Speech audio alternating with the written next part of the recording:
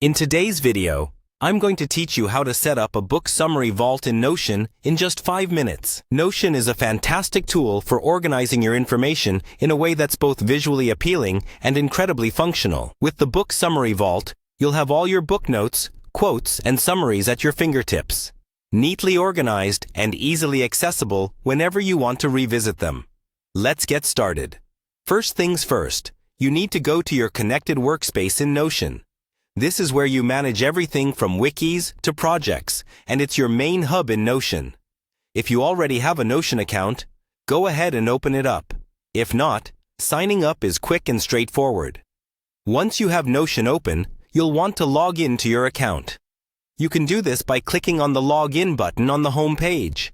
Enter your credentials, and you'll be taken to your Notion dashboard.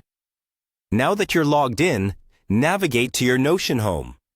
This is essentially your control center where you can manage all your pages and workspaces.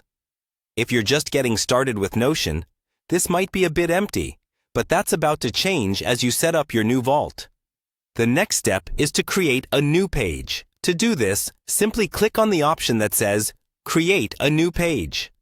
This is where you'll set up the foundation for your book summary vault. Think of it as your blank canvas, ready to be filled with all the information you want to capture.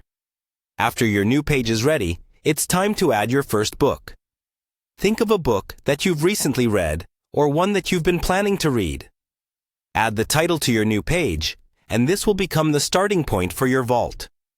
Doing this not only helps you stay organized, but also allows you to expand on each book with detailed notes and insights. Once you've added the book title, start adding notes, quotes, and summaries that capture the essence of what you've read. This is where Notion really shines. You can format your notes, highlight important quotes, and even add tags for easy searching later on.